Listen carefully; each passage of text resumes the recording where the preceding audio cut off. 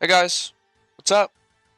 So today we're gonna do the 300 TOA guide, and we're gonna be doing it with pretty budget gear here. If you watched my other video that I uploaded earlier this week, we did a 150 run. And in our 150, we brought this exact same budget gear. This is exactly the same setup that we brought for the 150. And we're gonna be doing that exact same thing in this 300 guide as well. The only difference is this time, assuming that you've done some 150s, especially if you're an iron, or maybe you've upgraded to 200s, or you're doing 225s or something, the two items that we're bringing different in this guide is we have a Fang and we have a Light Bear. So these are pretty cheap anyway, right? So if you're a main, this is like 15 mil for these two items. But if you're an Iron Man, I suggest running TOA raids that are less than a 300 until you get at least the Fang, and the Light Bear is pretty nice too. But this is what we're going to be bringing for TOA 300. And other than these items right here, other than what you can see in my inventory and what I have equipped, none of these items come from any other raids. They are all from mid-level, early to mid-level bossing. Burrows, that's pretty early level. Then you got some Zora, Corrupted Gauntlet. And then, yeah, we are going to be bringing our Bando's Godsword as our defense reduction special attack weapon. Blowpipe and DDS, we're going to need both of these. And we're going to want to be on Ancient Magics. We'll be using this in the Monkey Room.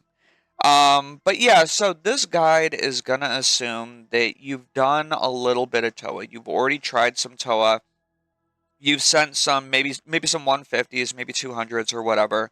And we're looking to push ourselves and finally get into expert mode. And so if you want to learn how to do TOA for your very first time, I suggest checking out the video in the description. We're going to use this exact same setup in that video, which is just a 150 guide that'll explain all the basics of TOA. And this time we're going to up our game, up some of the invos, and we're going to beat this 300 TOA with probably about 300 million gear. I am wearing about 300 million gear.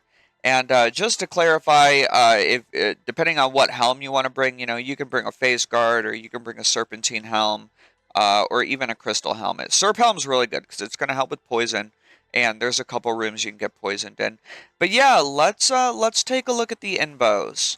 So what I'm gonna do for this video is I'm not going to go over every single invo. If you want to see the base invos that we take, you can check out the video in the description, but I'm going to talk about things that are new. How did we push this from a 150 all the way up to a 300? So what's going to be new in this raid? And the first thing that's happening is, instead of soft core run, we are upgrading to hardcore run. So this is now, if we die in this raid, there will be a death fee. And you'll have to reset the raid. Now, there are probably ways that you could put on softcore run, especially if you're just learning 300s for your first time, and we'll talk about that when we get there, but we will be running hardcore run, so no deaths allowed, guys. Otherwise, we're going to have to pay a small death fee. We are not going to be running Insanity to hit this 300. And if you want to learn Insanity, the next video we'll be using it, but this video specifically, we're going to show how to run a 300 without Insanity. And to do that, we are bringing Walk the Path and Path Seeker. So this is 65 free invo, or maybe it's not free, but this is 65 invo that we can bring, and it allows us to not bring Insanity. So what's this going to do? Normally when you do the raid, all the bosses, the bosses just are what they are. It's just like Zebak and Baba, Kephri and Akkha, and other than the invos you add, they don't really get much harder. These two invos, they are actually going to level up as we progress through the raid. They're all going to start at level 1, and every time we kill a boss, maybe one or two of them levels up. Maybe it hits level 2, and then after that, maybe one of them hits level 3. And when they hit level 2 and level 4, they get significant upgrades, meaning maybe they attack faster, maybe their special attacks are a little more dangerous.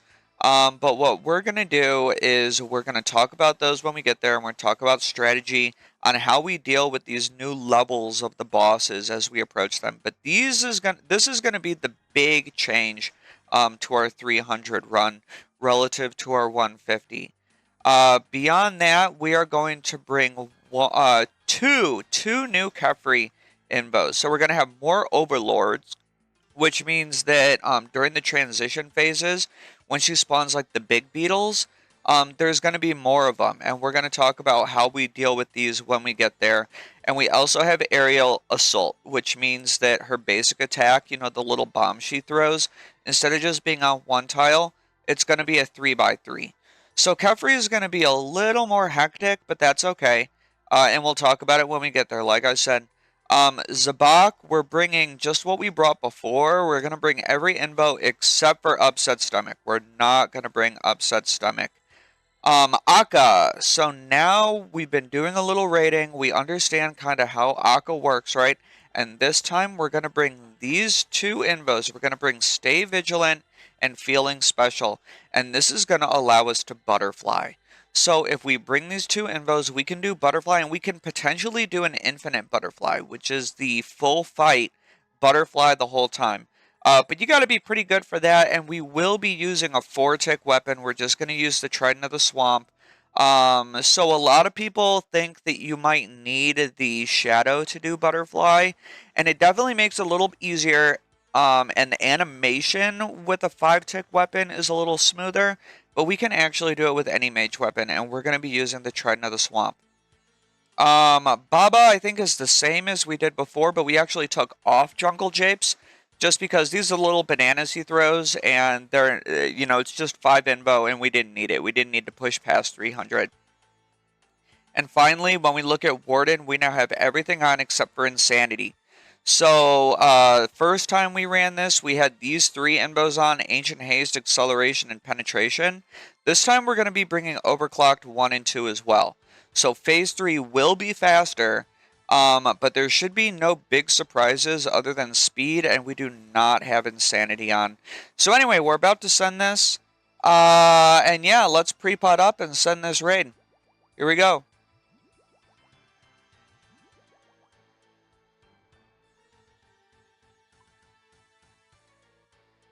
So, before we start, let's talk really quick about how this level up system is going to work when we enter the raid. So this time we can see up here that every boss actually starts at level 1. And as we progress through the raid and as we kill bosses, these are actually going to level up. They're not all going to level up, but maybe 1 or 2 random bosses is going to level up.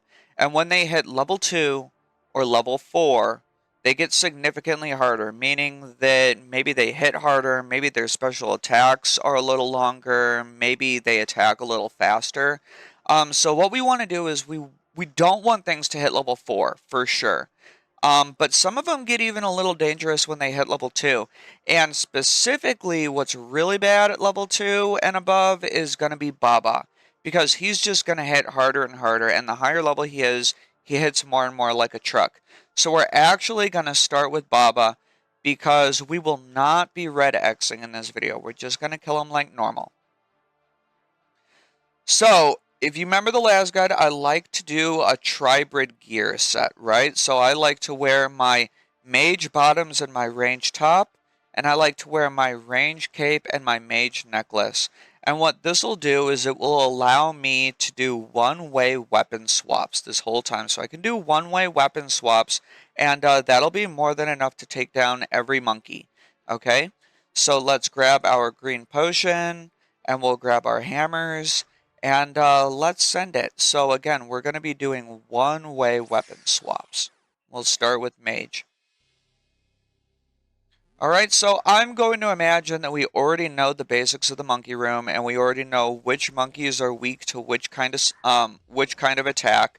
So we're not going to go hugely in depth with that, but we will talk about how we'll try to kill these a little more efficiently right now, right? So those, the green ones, of course, we hit them with melee, and the blue ones we can hit with range. And I like to camp Prey Mage for the most part. praying mage is usually a pretty safe bet here.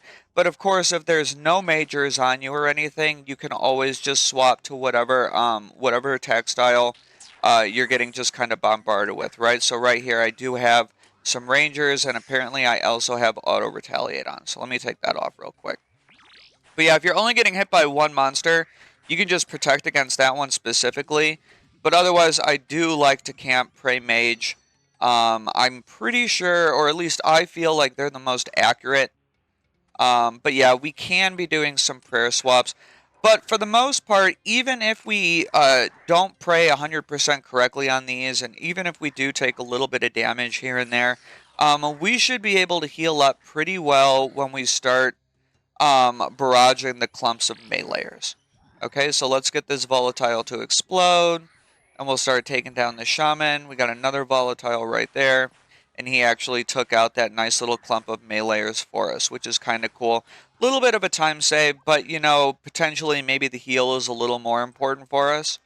But that's up to you. So remember, you can always be using the volatiles to blow up little clumps. But this is good, right? We've taken a little bit of damage, and now we can get that barrage off and get a nice fat heal. Get ourselves all the way back up to full. So our blood barrage is going to be our main source of healing in this room, especially because we don't want to be wasting our supplies, and we especially don't want to be brewing down our pre-pot, because I am not bringing additional potions for this run, meaning like a super combat or a range potion or anything. So I want that pre-pot to be able to last me as long as possible. And to do that, especially in the monkey room, I basically have unlimited healing opportunity, which is really nice. There's another volatile. We'll have to look out for him. And I did touch on this on my last guide, but we can touch on it here as well, is that if you see all this poison coming up, right, you actually don't always have to run all the way around it. We can click through single tiles like this, right? So I can click through like this and kind of run over a poison, and that is not going to affect me. So we are allowed to run over poison as long as we don't step directly on it. But it looks like this is probably the last monkey of the room, and I think we are done. Monkey room complete. So let's not forget those potions that we put on the ground earlier, right? Let's go grab those potions over here. It can be easy to forget, and wow, that's 3 inventory slots over here, so we definitely don't want to be accidentally leaving those behind. And let's head into Baba. And Baba is going to be exactly the same as it was in the 150, except he's going to hit just a little bit harder. He will be hitting a little bit harder. But luckily, we're going to be hitting harder too because we have the Fang. So what I'm going to do to start this room off is I'm actually going to start with the Bando's Godsword special attack, and hopefully it hits pretty high. If it doesn't, I might swing a second one, but then I'm just going to go to my Fang, and there's no harm in using your Fang special attacks as well. So let's drop a potion and get that Bando's Godsword special attack off. Ooh, and we hit nice and big, so now we can just Fang him down and worry about the monkeys as they come. So again, we're going to be watching out for the little shadow attack that he does, the slam, and we're going to want to be camping near a boulder. So let's find out a good boulder to go to. And here we go. We got a nice one right down here. We can just camp by it so that it soaks the majority of the hit, right? And here's a little monkey, so we're not that close to transitioning yet. So let's just take these monkeys down really quick. And we will focus on making sure that we are always getting back to a boulder, right? We always want to be hanging out near a boulder. Just in case, so we don't get taken off guard whenever he does finally use his boulder toss attack. But yeah, we'll be hanging out near the boulders, and our goal is to push him below 66% health. And you can see he is hitting significantly harder. We're not using a Blood Fury or anything in this run, so we might end up brewing up. And that's okay because, you know, even if we use a little bit of our pre-pot up, we'll still be able to take him down no problem. So for the boulders, we're going to throw our blowpipe on and our assembler cape. And they're going to take 2 hits each. But if we throw on rigor, if you have rigor, oh, I'm actually using adamant dart. So it's still just going to be 2 hits each. And we are not going to focus on boulder skipping right now, right? So we're just going to focus on being nice and slow and casual and taking these boulders down as possible. And maybe if I was range potted up, or if I had divine range potted in the beginning, I could have taken these down in 1 hit, but it's really not a big deal. and I can just take them down in 2 hits with my blowpipe. With the Invos on, 2 hits will never be stressed for time. We'll always be able to get those 2 hits in, and it's not going to be a big deal. Unless we're really looking for a time save, you know, then, I mean, we're not even going to be looking to 2-hit those boulders to begin with. We're looking to just hit them 1 time and then do a boulder skip. But yeah, we're going to be hanging out near this boulder. Again, Baba's pretty much exactly the same. Regardless of if you're doing the red X method or you're doing the normal method, Baba never really changes much. It just depends on however high level he is. So he's a level 1 Baba right now, we can see up in the corner. The higher level he is, the harder he hits. And that's really all we have to worry about with Baba. So once this boulder gets taken out, we'll take out this little monkey right here. We don't want him to explode or start attacking one of those sarcophagus. And then we'll start making our way back toward one of those other boulders. And it looks like our prayer is getting a little low, so let's think about drinking more brew and getting our prayer back up. And of course, the better gear you have, right, the less damage he'll be doing to us overall. But we can really see in this example right now is that Baba is the one that really just kind of trickles away our supplies. You know, if we're not using any special techniques, especially like Red X Baba or anything like that, he's basically just sapping your supplies away. And he's not necessarily a hard boss, but he basically is just wasting our supplies, which is a bit of a bummer. But yeah, since we dropped that brew on the ground when the fight started so we could get that BGS special off, let's not accidentally forget it, and we can pick it up sooner than later, and our supplies are actually looking a little better than they might at just first glance once we pick that brew back up. But yeah, here we go. We're sending him into the final phase of the fight, and at this point we can just be unloading all of our Fang special attacks. Fang hits him really hard. I probably should have mentioned earlier, but we are using stab with our Fang, but I'm pretty sure that's obvious. And yeah, Baba's going to be going down any minute now, and we just need to keep this up. Don't get complacent. If we see the little monkey spawns, you know, we are probably still going to want to go for them unless Baba's maybe like 5 or 10% health left. And it actually looks like he is at 10% health at this point. So even if we see little monkeys, we can probably just nuke him down. Now what we saw right there is he used his shadow at the same time that he was actually throwing a boulder. So I was really on tick there, but make sure you don't actually run away from the boulder to avoid the shadow. So even if you get hit on the outside of the shadow, it's okay. You might take a little damage, maybe you take a 20 or something. But you definitely don't want to be taking the full hit from that boulder. But anyway, we're back to our hub room, and we can see that some of our monsters did level up. And Akkha ended up hitting level 2, and Zebak ended up hitting level 2 as well. So what we really don't want, we don't want anything to really hit level 4. But we might as well try to keep them as low level as possible. So since Kephri is still level 1, let's actually go after Croc. We'll take him down at level 2.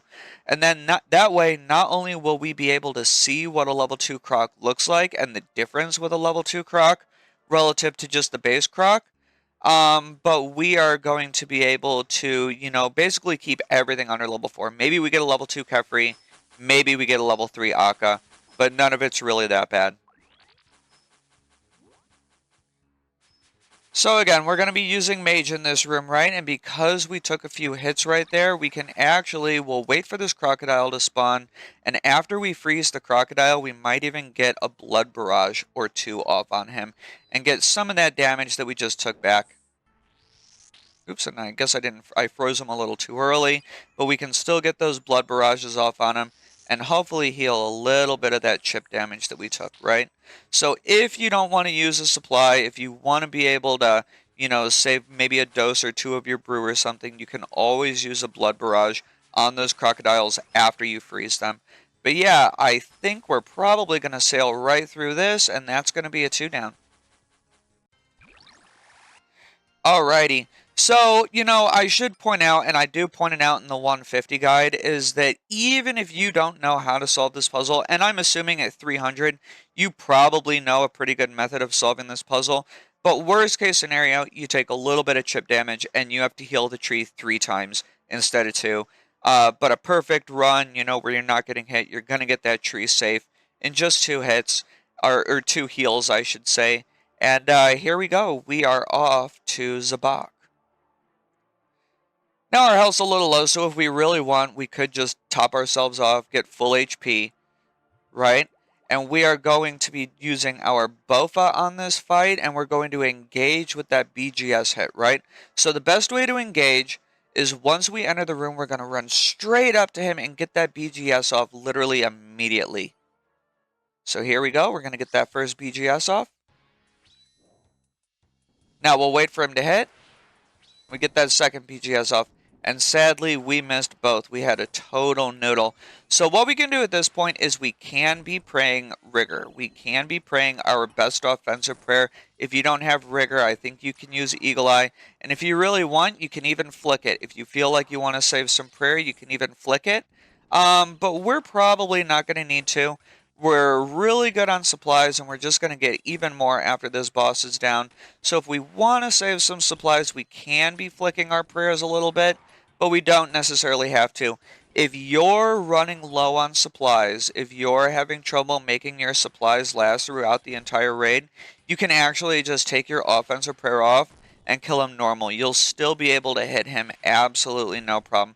You can actually, if you kill him just without your offensive prayers, it will take longer to kill him, but you will actually save more prayer in the long run. So it depends. Are you more concerned about saving on your supplies, or are you more worried about killing him in a faster time? So anyway, so check this out. We are level 2 Croc, and we can see that our tidal wave opening, our little safe spot opening, it's actually smaller. It used to be 3 tiles big, and now it's only 2 tiles big.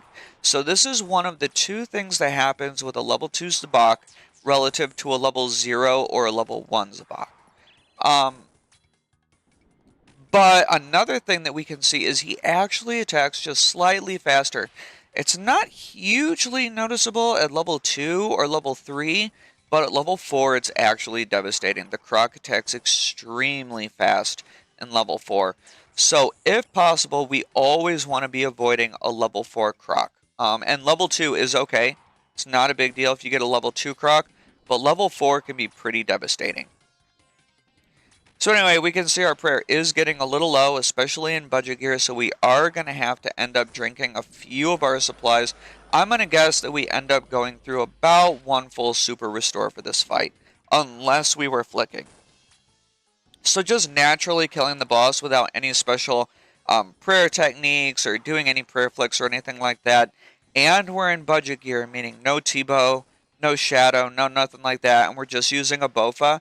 We're probably going to go through about 1 full super restore, especially if we're using our offensive prayers. Alright? But we can see he's getting close to half dead, and we're on the 3rd of what's probably going to be 4 special attacks. And just make sure that if you're standing a little too far away, right? I have these tiles marked. I think these are 10 tiles for T-bow.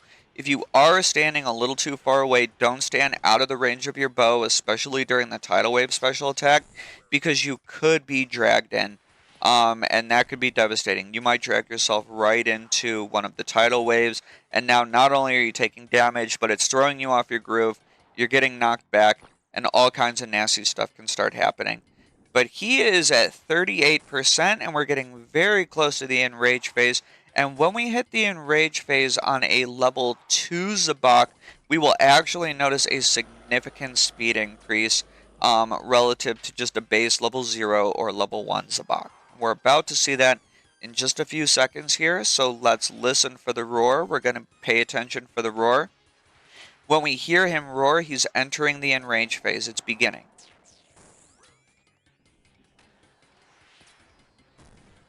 And there we go. We just entered the Enrage phase, and we can see that things get significantly faster at this point. I think this is 3 ticks between attacks, but I don't have my visual metronome, so I'm not really counting. But yeah, Zebak's level 2 Enrage is definitely significantly faster, but it's not awful. It's not horrible. You don't really need to be focusing on too many different things during the Enrage, other than the little blood bloblets as they start popping up.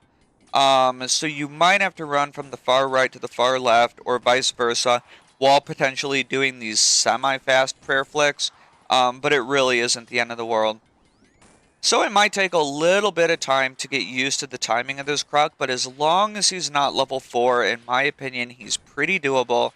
This really isn't too bad. We should be able to adapt pretty easily to a level 2 Croc. It's not significantly harder than just a level 1 Croc. And he is about to go down, and we are approaching the halfway point of the raid. If we get lucky and stop noodling. We're hitting really bad right here. We might even have to end up drinking. Well, we'll just do a little prayer flicking. Except apparently he wants to heal up. So I'm only doing this prayer flicking just because I didn't want to drink an extra dose of my potion, and I might be able to get away with it. And it looks like we did with just one prayer potion, or one prayer point to spare. So we could have drank that last dose, and maybe it would have been safer if we did. But for now, we are actually going to go and get more supplies. So it really wasn't too big of a deal to begin with. So let's look at the invos that we got now, right? We are looking at a level 2 Kephri and a level 2 Akkha. So let's see what kind of supplies we can get, and it looks like we are probably going to be going with Chaos again. It's nice to go with Chaos because we can replenish our supplies, right? Otherwise, if we're entering, we would be entering with 2 bosses left, and we're all the way down to just 3 restores. So this is one of the reasons why I like to take Chaos. I think Chaos is a really good option. We might be running low on salt halfway through Kephri, potentially, or maybe even all of Kephri. But Kephri is such an easy boss that we don't necessarily need salt. So we can actually take this. We'll have salt for both Akkha and Warden. And we'll also be able to replenish some of our supplies, which is just going to make these 300s just a little bit easier. Otherwise, the main reason to take power is basically so that you have that liquid adrenaline for the final fight when we go into Wardens. But in this run and what I'm going to be doing, I personally prefer a safer run than a one phase faster, a one phase faster phase 2 ward. So anyway, we're going to be going with Chaos. We will be taking Chaos. And if you didn't know, and I'm sure you do, but if you didn't know, you can actually use this storage chest and it will put your items directly back in the bank for you, which is really nice. It's actually kind of a new update as of recently. But yeah, we are going to be heading into Akkha. And this time when we do Akkha, we're actually going to be doing the butterfly method. So I've said it in my last video, but if you didn't already know, you can place your own pickaxe there. I have a dragon pickaxe that I actually keep there. And you can put that in before the raid even starts, and it'll end up staying permanently. It'll be like a permanent upgrade here. But if you're an Iron Man and you don't have a spare dragon pickaxe that you're willing to put into that chest, you can always just put a rune pickaxe in as well. But for this room, this is the light puzzle room or the mirror puzzle room. And our goal is to hit this statue right over here. So it looks like we can aim this one up.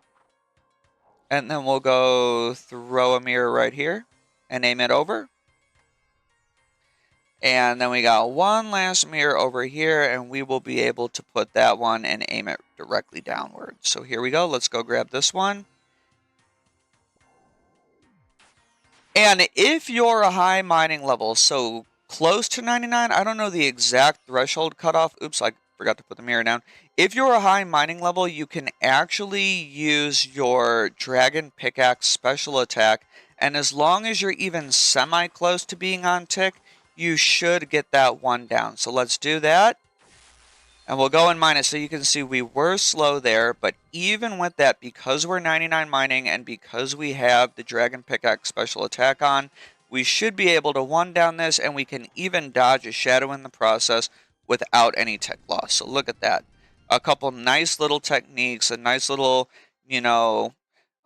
mid-level techniques to get this room down just a little bit quicker than normal. And let's make sure that we put our pickaxe back, and we will start organizing our inventory for Akkha. So let's take that salt and replenish some of our restore, and let's throw our mage gear on.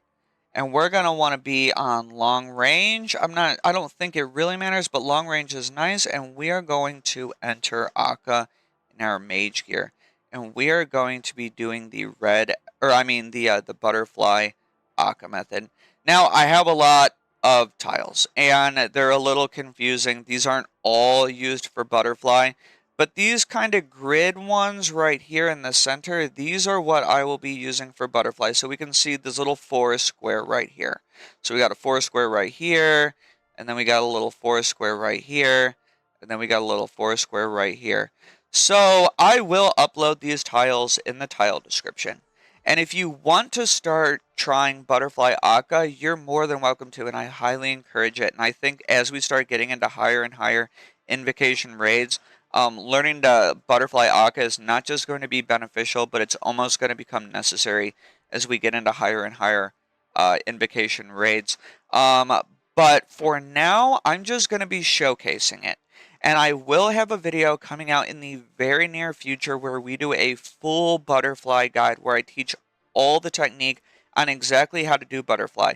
But for now, we will be doing butterfly with a 4-tick weapon. And my goal here is to hopefully last as long as possible before he ends up transitioning. And if you can never get hit by Akkha, if you never let him hit you, you can make it all the way to the Enrage phase doing a single round of butterfly. It'll take a little practice. You're probably not going to get it on your very first try, but with the invocations that we have, it will be possible. And I want to talk about one last invocation that we have on. We have an invocation on, I forget what it's called, but basically Akkha can now switch his special attack. He can switch his attack style at any time. But as long as he doesn't hit you, he will not switch before he hits you at least one time. So if we can butterfly for as long as possible, or even perfectly, we can keep him in mage phase or in his melee phase for as long as possible. So anyway, let's send it. Let's send some butterfly Akkha. Oop, and we've already messed up, so that's not good. We could already potentially be facing a transition of attack styles, but let's see how much we can do before he actually does do that transition. So the engage is important, and I accidentally botched it up already right there. But if we mess it up, we can always throw him directly right back into butterfly, and we can do it simply by just forcing ourselves into the butterfly technique. If we just start running butterfly, Akkha will actually always find himself naturally falling into phase. So all you have to do is just start running butterfly, and he will always get himself into this pattern right here, right? And there is a way to engage properly where he won't actually hit you on that very first bit, but I botched it up. And maybe I'm just bad, or maybe I'm just rusty, but either way, there are ways to perfect engage, and it looks like he did not change his attack style, and when he does the black orbs, we can actually just stay directly in our butterfly, and we will never hit an orb, so we can just completely ignore those orbs when in it. And we're getting pretty lucky. Definitely not the best butterfly. The way it works is it gets a little bit smoother when we use a shadow. We can see we actually missed the DPS check right there because we don't have a shadow. So it's definitely nicer when we use butterfly, when we have that shadow, when we have that 5-tick weapon, and it looks like we took a very nasty hit. So we're going to want to get our prayer back up and be ready for the next phase attack.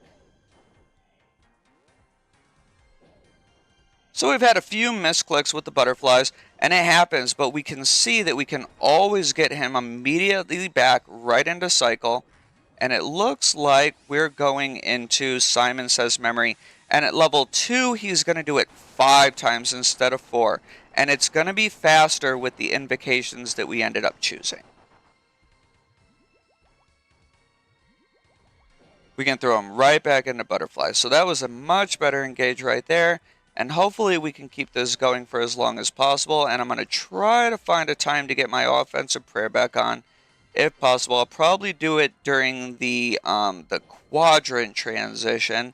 But yeah, you can see right here that Akkha becomes significantly less of a pain dealing with all those special attacks and whatnot when we learn how to butterfly.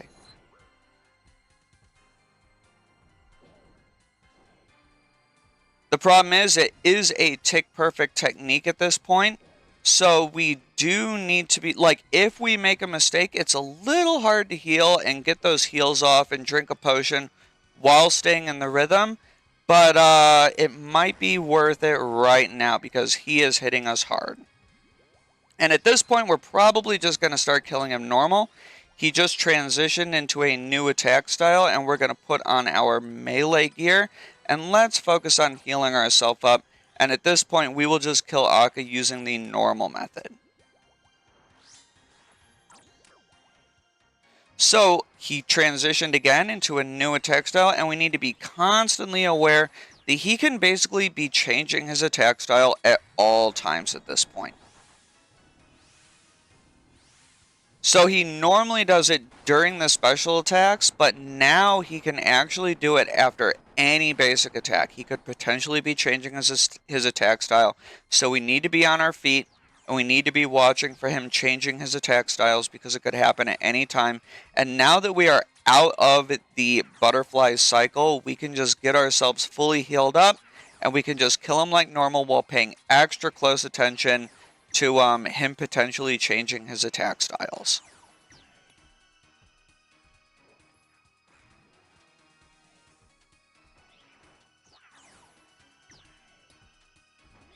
And there we go, he just changed his attack style, so we're going to go to Prey Melee, and we'll switch into our Mage gear. And again, we can actually be attacking the shadows with whatever attack style we want. They are not praying. But if we go into our mage gear right away, we can transition directly into a second round of butterfly. So this butterfly method can be done in any quadrant of the Akkha fight. You can always find yourself getting back into a butterfly cycle, which is really nice. And you can see that after I throw my attack, he kind of does like a little boomerang, like mess it up right there. But the graphic animation gets a little wonky, and that's because we are using a 4-tick weapon. It is a significantly smoother attack phase with our weapon when we use a 5-tick weapon, which would be the Shadow. Let's throw him right back into Butterfly, and we'll be approaching that final phase of the fight very soon. So you can see I actually have a true tile indicator, and it moves a little bit ahead of my character, and that's because that is where the game is actually registering my character is actually at. So for Butterfly Akkha, that true tile is actually extremely important because it shows you the correct tile that you are actually standing on. And that way I know exactly where I am in the butterfly cycle. Oops.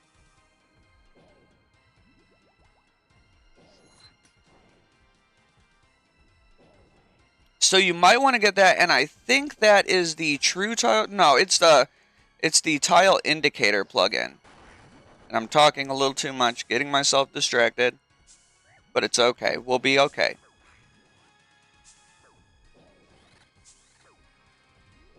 Let's focus on healing ourselves up, and we did notice that he just changed his attack style again. And we can just kill him normally at this point, and we'll push him into that Enrage phase. So Akkha's probably going to end up using the most of our supplies simply because not only does he hit through prayer similar to the way Baba does, but he's just the hardest boss in general. He's by far the hardest boss in the raid.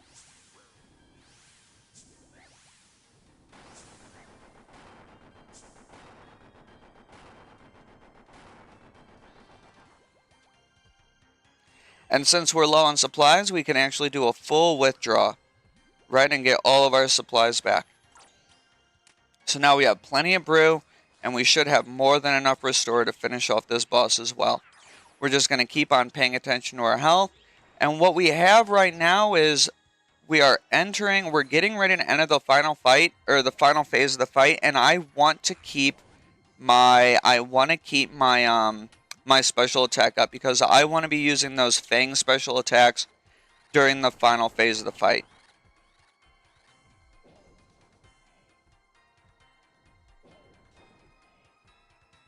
And we can get right back into another butterfly Akkha. So I will have a guide out showing how to do a butterfly and what the correct tiles are, but like I said, you can use my tiles for now. And yeah, it's not necessarily very easy to do a butterfly while while talking live commentary is what I'm finding right here. But at this point, when we make it to the final phase of the fight, we can unload all of our special attacks and just nuke them down. We don't necessarily need to be worrying too much about the little white orbs, but we can if we want. And we'll keep that redemption on, and we can drink some brew as necessary.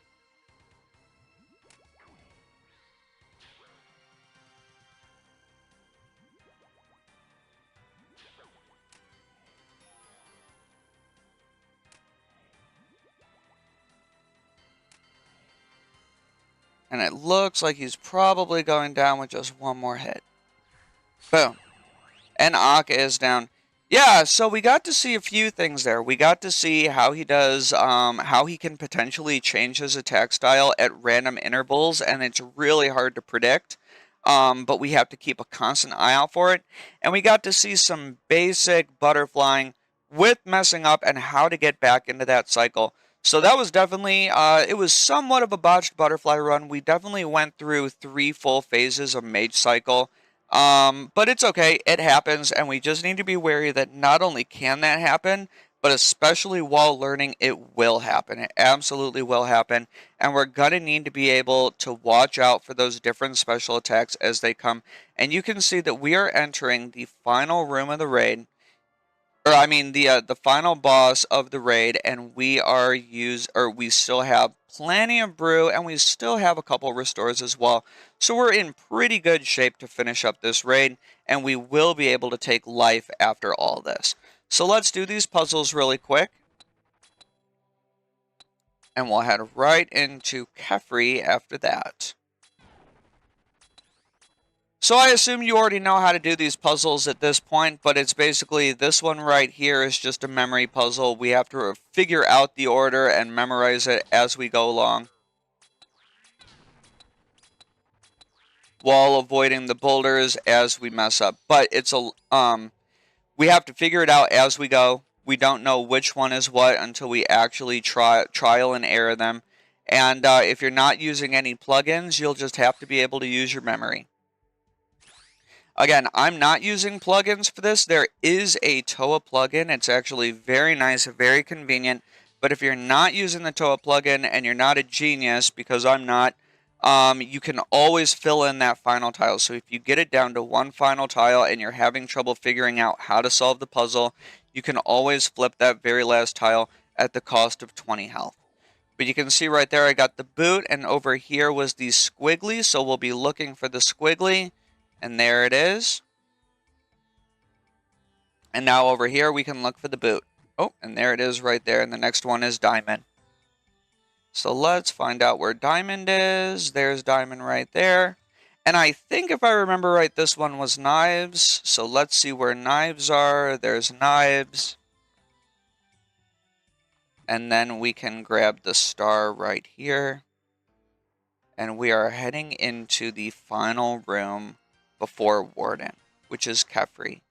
And let's take a look at Kephri. So let me rearrange all my gear really quick.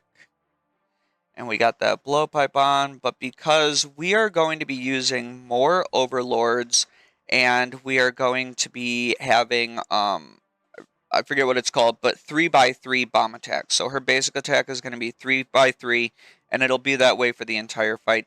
So let's get our HP up, and we will enter the raid with full stats, but we will not be salting for this because we want to save our salt for Wardens, and because we didn't go with power and we didn't get a lucky chaos, we actually only have 1 salt, so we're going to be saving that for Wardens. So this might be a long fight, but luckily we do have 1.5 full restores that we'll be able to use throughout the fight. So let's start taking down Kephri, and we can even save some prey in the beginning and see how well this Fang can pop off. So again, with Kephri, those beginning phases are going to be exactly the same. We're going to be camping the corner, And it looks like we're not hitting very well, so we will be throwing our piety on, and we will take her down as fast as possible, but unsalted. And it looks like when we have that piety on, if we're using our Fang, we will be getting some really good, decent hits on her.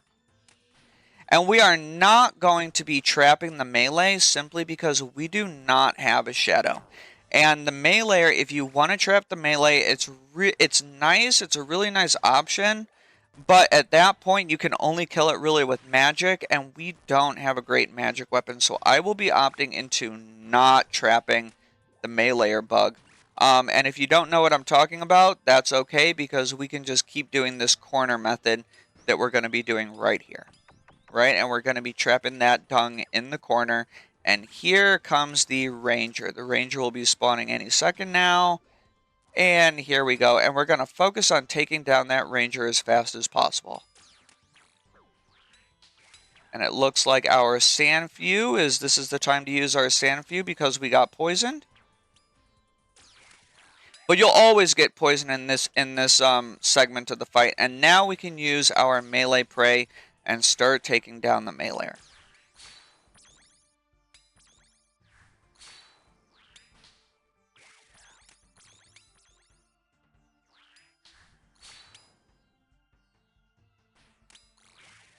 So we'll get back into our little corner tile and we will start attacking from here. And when we get her down into the next phase of the fight, we are going to have all three of the bugs. We're going to have the major, the meleeer, and the ranger. And what we're going to do is we're going to focus all of our attention on taking down the major as fast as possible. And if we want, we could either trap the meleeer and then we don't have to worry about him, or we can just kite the meleeer around. So let's actually think about it, because we do have supplies right now, and we should be able to, if we can get the major down, we should be able to just focus on the ranger, and maybe we will end up trapping this second round of melee. And we could use as much time as necessary in the final phase of the fight to actually take the meleeer down with our magic attacks from afar. Problem is once you trap him, you won't actually be able to hit him with your melee attacks. So you're forced to use either your Bofa or your magic. And I think magic is the best option. But we're gonna need to start focusing on trapping him at this point. So now our next set of mud we are going to put right here. We're gonna put on this tile that I have marked right here, and that will actually trap the meleeer. So it looks like we're gonna have to stall it out if we want to trap him. If we wanted to push it immediately, we would not be stalling him out right here, but we will be stalling out for this set of dung, and that will trap the meleeer just like that. So he's going to get stuck in here. So let's go and transition this boss. And here we go. He's about to transition. And now we want to nuke down the major as absolutely fast as possible while praying range. So we're getting some good hits, and this is what we're saving those Fang special attacks for, and we can see that the major is teleported off. And we need to take her down quick. And at this point, we can just focus on the ranger. Heal and brew ourselves up.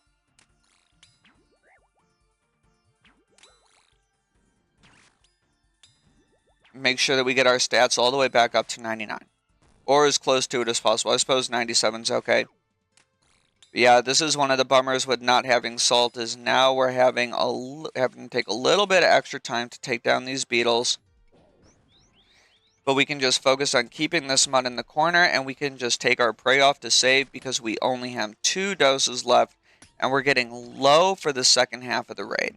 Or for this last chunk of the raid, I should say. But at this point, we're just going to mage this guy down. Get him down nice and slow and steady because he heals the boss. We can't just leave him over here and stay alive because he actually will be healing the boss. But if we just pray range, our prayer should be okay and we should be able to finish this guy up no problem. And the worst is behind us. We're entering the final phase of the Kephri fight. If this meleeer will go down. And it looks like that's probably it. And now we can just take down the boss.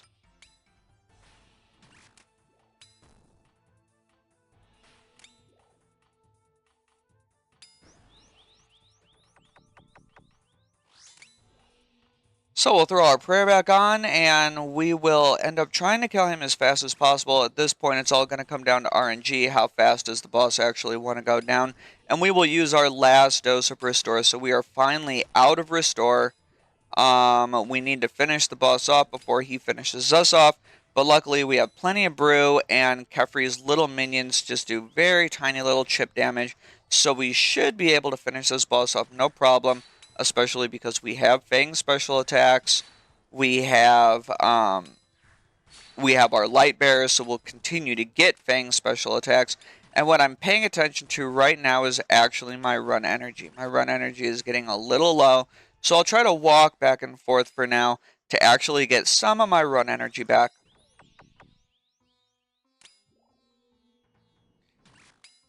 And it looks there is a chance that we end up running out of our prayer at the very end of the fight. We're about halfway through our prayer right now, and we could be running out through the end of the fight.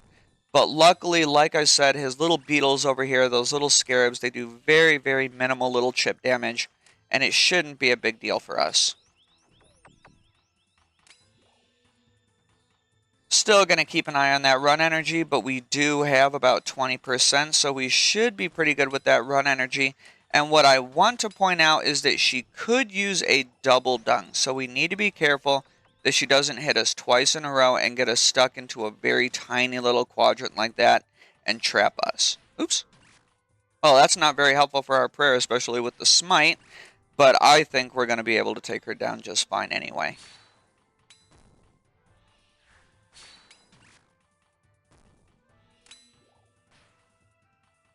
And at this point, we can just take a new corner that we'll use, but we have plenty of room. We're not worried about the dung. We had very good mud management, and we should be good to just finish off this boss. So I forgot to point out, but this is a level 3 Kephri, and we see very, very little difference between the attack speed from a level 1 to a level 2. It's more or less the same fight, just a little higher health and a little higher defense. But Kephri's down, and we're heading into Wardens, and we're going to be able to go get our final set of supplies, which we will be taking life for the final boss, Wardens. So let's check it out. And we do have life, so this will fully replenish all of our supplies. As long as you can make it all the way through those first 4 rooms, we're going to be good to go for the final boss, because we'll have salt, we'll have supplies. And if you're running these raids and trying to learn 300s and you're realizing, oh man, I wish I had an extra restore, or oh, I'm actually good on restore, but I need some more brew, you can just swap out, because it looks like right now I have plenty of brew. I didn't need all this brew, but it would have been nice to have maybe 1 extra restore. I could have been praying a little more. I wouldn't have been cutting it so close. But at this point, we're totally free to go into the final boss. Oh no, it looks like I didn't even have my defender on that entire fight, so rip. But we're good to go. So let's take all of our ambrosia, and we'll stock up on our restores as well. And I'm thinking we're probably good to go at this point. We can probably even take one of the scarabs. And we are heading into Wardens, the final boss of the raid. So the only difference between this warden that we're going to fight now and the basic warden that I was fighting in my 150 Invo is that this warden is going to have a faster phase 3. It's not insanity fast, but it's definitely faster because we're going to have overclocked 1 and overclocked 2 on.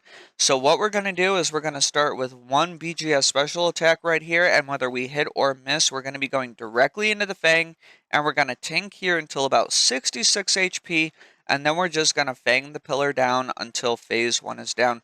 So let's send it. We will salt up, and we will begin the fight. So we're looking at our HP, and we want to get it down to 66. We're going to move when it gets down to 66 HP. There we go, a decent BGS special attack. I think we had a 17 right there, and we are at 67 HP. So we finally run away, and we are looking to take down the obelisk as fast as possible. When we move for these yellows, we can actually get a range hit off, and then go back into our melee gear. And make sure to put that defender on, because otherwise Yeah, like I forgot before. So these big hits right here, we're just going to be forced to tank. We're going to have to tank them, and we can just brew up for the next one. And eventually we are going to be sipping an ambrosia, so this is pretty good. We do have stats to live. Maybe we can even live through one more if we use a nectar. But we're looking to save as many supplies as possible, but using a quick ambrosia should be no problem for us. So let's actually double heal up with this one. And we will use our ambrosia for the final hit right here. So we'll use our ambrosia after this, and we'll be entering the final phase at absolutely max.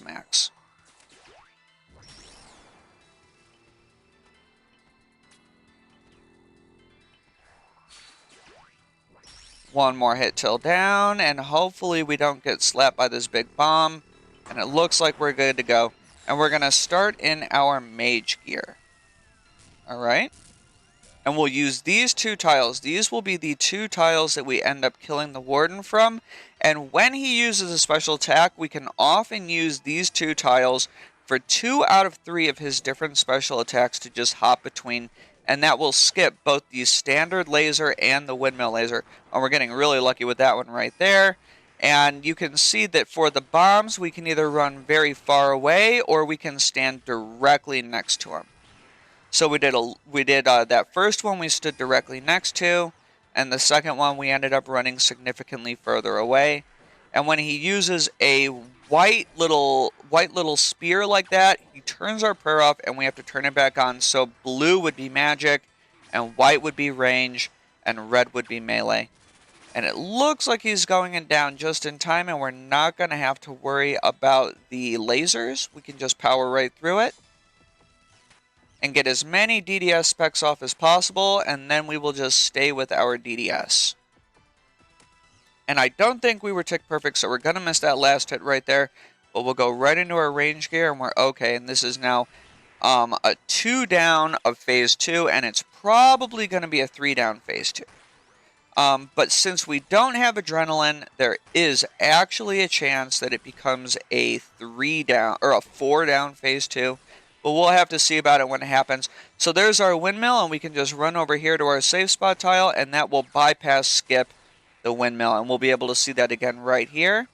So we can move over and pray for that range spear, and then we can just run right back. And we're going back into the core phase. And this one will be tick perfect, so we will get the maximum amount of hits off here. And let's actually drink our scarab to keep our prayer as high as possible.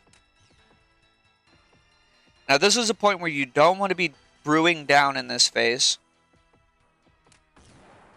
And we're good to go. We don't want to be brewing down because we want to be doing as much damage as possible and hopefully getting that 3 down. It's very nice to get the 3 down. Otherwise, if we end up doing the 4 down, it just means that we're going to have to use a little bit more supplies.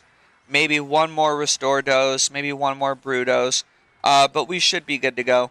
Otherwise, we're just going to be watching for all these little bomb attacks. Don't want to get hit by one of them.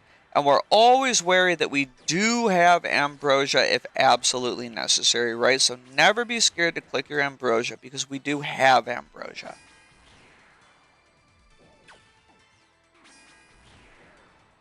And he's getting close to down, so I'm getting ready for that transition. Gonna throw on my melee gear right now, and we will take him down and hopefully be tick perfect and hit this core as many times as possible and hopefully end up getting this 3 down. It's looking pretty good. And one thing we can do for the very final hit, we can actually, if we think we're going to make it and not quite, we can always last hit with that BGS. So let's try this. One last hit with the BGS, and he's down. And we're going to go into our Bofa gear, and that was a nice 3 down Warden. So at this point, let's focus on getting ourselves fully healed up and organizing our inventory, and we will be starting on the right-hand side. So even though he's a little bit faster, he still always begins each phase, including after skulls, on the right-hand side. So we are focusing on getting our health and our prayer all the way full, so that we're fully prepared to finish off this fight on a nice strong 300 Warden. So what we want to do actually is we can see that we have down here, we have 2 minutes on our salt left. And because we have 2 minutes on our salt, what actually happens is when it wears out, the boost still stays. The boost will actually stay until you end up brewing down.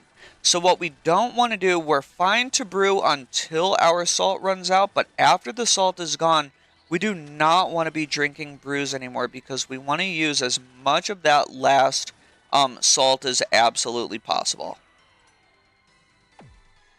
And at that point, that's where our ambrosias are going to come in really handy. That's where our ambrosias are going to basically just turn into our all-in-one, right? We will be using them as a heal.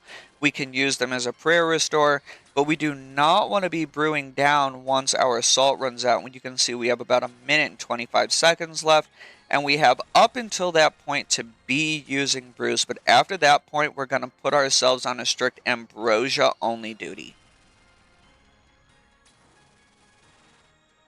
Now, when he's not using Insanity, which we're not, we still don't need to be tick perfect with these skulls. We want to be fast, but if we lose ticks on the skulls, it's actually okay. It's not the end of the world. We don't have to be tick perfect. And if you go back and look at my other video, we can see that we do have plenty of leeway, and I'll show that. Actually, I will show that off right here on this next phase of skulls to show that we don't need to be tick perfect. We can make mistakes with skulls, and he's not just going to one-shot wombo combo us. There is plenty of leeway, especially in a solo, when Insanity is not on. We're getting close to that next round of skulls, so we'll be able to show that off in just a few seconds here.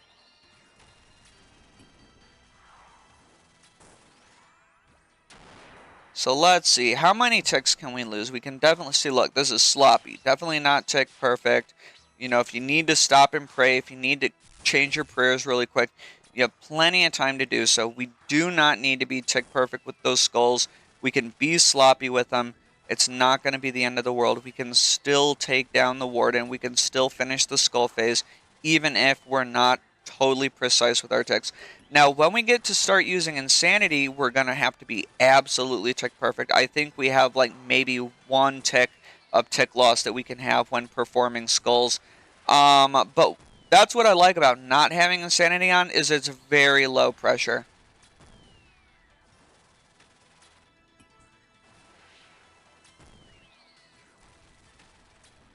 Phase 3 is very simple until we make it all the way to the Enrage phase. And the Enrage phase, because he's a 300, he'll have a little bit more health than we're used to, and he's going to be attacking faster, that's for sure.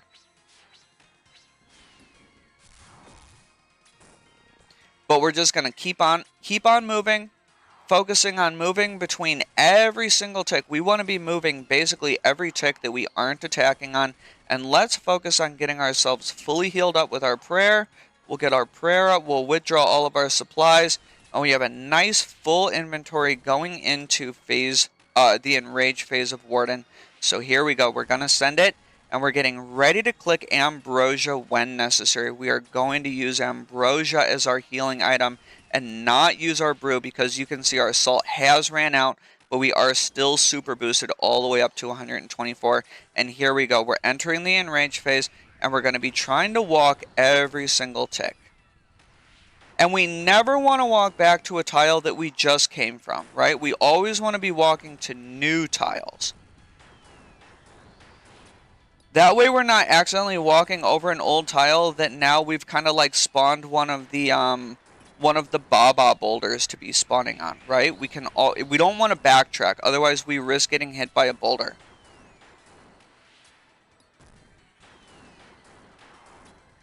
We're doing pretty good on DPS right here. He's got about 250 health left, and we're just focusing on our walking, right? We're keeping an eye on our prayer. We're down to 50% prayer. We have 50 prayer points left. So we could be using one of our ambrosias soon, just in case we don't get overwhelmed in the very end of the fight, right? So let's think about using a dose of ambrosia simply for prayer restore, okay? So there's our dose of ambrosia, and we'll continue on with the fight. And now we're getting down to just those last couple tiles, and it can get really stressful down here. We want to keep moving, right? We want to keep moving, but we don't have that many options to move to. But it looks like he's down, and I think that was a perfect Enrage phase. So that's it, guys. That was 300 TOA. And you can see we are, let's look at what our supplies look like. So we did have Prayer Restore left over once we made it to the very end. But making it through those 4 bosses was a little sketchy in this much budget gear, right? So we're not using any mega rare weapons. We're not using, we don't have the new Araxor amulet. We have really poor mage gear, which is part of the reason why our Akkha was so botched. So Akkha on these higher invos can definitely get harder and harder with lower level mage gear, right? But as you start upgrading, as you start getting either Virtus or as you start getting Ancestral, or maybe you have a Shadow, you're not going to be missing those DPS checks on Akkha. You're not going to be having a hard time getting those Shadows down in time. If you have a Shadow, the actual attack animations of the butterfly method, they're very smooth, very fluid.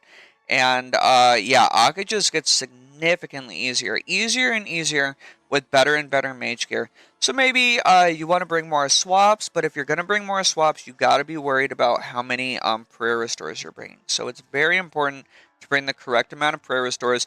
You don't want to be running out at the very end of the raid when you're really close to getting to that final supply chest where the ghost gives you restock supplies. But yeah, that was a 300 TOA. And we can definitely be doing this pretty easily, pretty smoothly in budget gear. I don't think we had any really close calls, even though Akkha was a little bit sketchy. But like I said, Butterfly gets smoother with a 5-tick weapon, and Butterfly and Akkha in general just get smoother with better and better mage gear. But let's go see what we got. Maybe we got a purple. And never lucky. Never get purples, man. Too bad, but maybe we get a chance at that pet. So anyway, thanks for sticking around. Thanks for watching the video. I hope it helps a little bit. I hope it encourages you to give those 300 a try. I hope you got to see where are the easier parts of the raid and where are the harder parts of the raid. And I think after watching this, it's very clear that the hardest part of the raid is definitely becoming Akkha, especially with the invocations we chose. So let me make one last note. We had to take those Akkha invocations if we want to be doing if we want the opportunity to be doing a full Akkha butterfly, which we did not get in this video and which we did not get to see in this video. But if you want the opportunity to basically butterfly forever, you need those Akkha invos.